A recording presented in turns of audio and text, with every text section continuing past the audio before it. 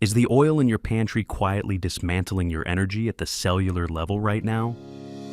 Welcome to Dr. Mercola's Cellular Wisdom. Stay informed with quick, easy-to-listen summaries of our latest articles, perfect for when you're on the go. No reading required. Subscribe for free at mercola.com for the latest health insights. Hello, and welcome to Dr. Mercola's Cellular Wisdom. Today we're examining the hidden danger of seed oils and why the real story isn't about cholesterol. It's about your mitochondria and the toxic byproducts that sabotage how you make energy. I'm Ethan Foster. You've probably heard that seed oils lower LDL and therefore must be safe. That logic sounds tidy, but collapses once you look at inflammation, oxidative damage, and mitochondrial function, which together drive the chronic diseases most people worry about. I'm Alara Sky. When you zoom in on mechanisms, linoleic acid, LA for short, sits at the center. LA accumulates in your cell membranes and, when oxidized, forms OXLAMs, like 9-HODE and 13-HODE, and toxic aldehydes, such as 4-HNE. Those compounds switch on inflammatory pathways and directly damage the proteins that run your energy system. Consider the scale of exposure. Soybean oil intake went from almost zero in 1909 to more than 25 pounds per person by 1999. That isn't a dietary tweak. It's a wholesale swap in the fatty acids entering your tissues, and you're living with the downstream effects every day. The standard narrative stays locked on LDL, lower the number, and you've solved heart disease. But atherosclerosis is amplified by systemic inflammation, endothelial dysfunction, oxidative stress, insulin resistance, and mitochondrial breakdown. LA worsens each of these without touching LDL particle counts. Here's where mitochondria come into focus. Inside the inner mitochondrial membrane sits cardiolipin, a unique fat essential to the electron transport chain. Cardiolipin requires some LA to function, but it's only about 20% of that membrane. The other 80% isn't designed to be loaded with LA, and yet that's exactly what modern diets do. When excess LA infiltrates those non-cardiolipin phospholipids, the membrane becomes fragile and prone to peroxidation. Normal energy production makes small amounts of reactive oxygen species. In an LA-rich membrane, those sparks trigger a cascade that generates 4-HNE, which then binds to electron transport proteins and degrades performance. That damage creates a loop. Impaired proteins leak more electrons, which creates more oxidative stress, which oxidizes more LA, which makes more 4-HNE.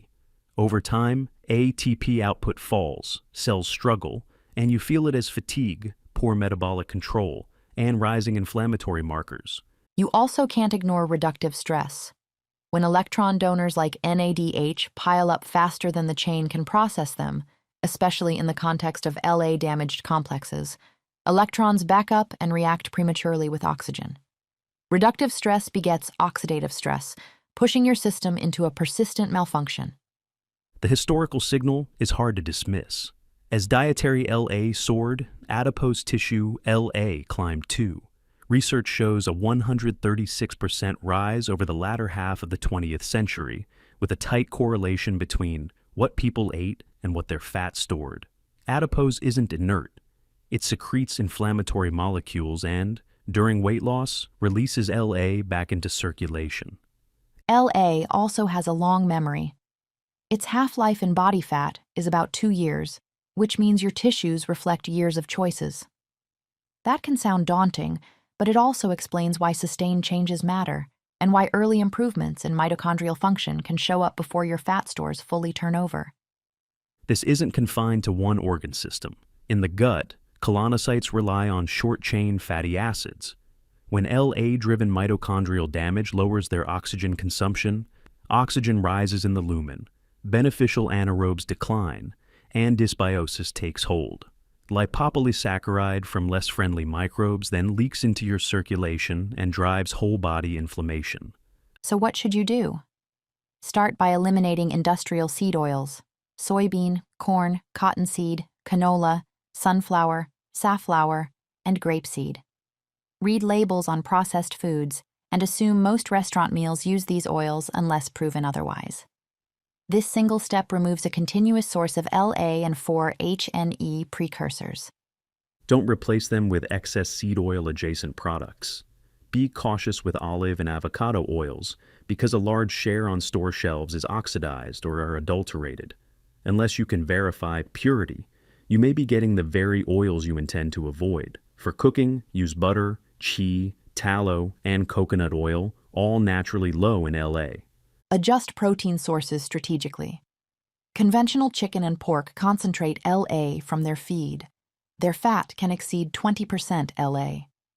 Favor ruminants like beef, lamb, and bison, which maintain a more stable fat profile even when diets vary.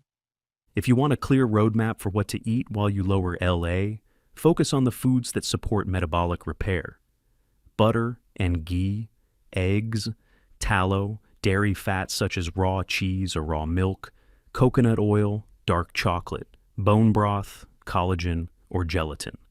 Ground beef or bison. Gelatinous cuts like shank, cheek, oxtail, pork hock, leg of lamb, and chicken gizzards.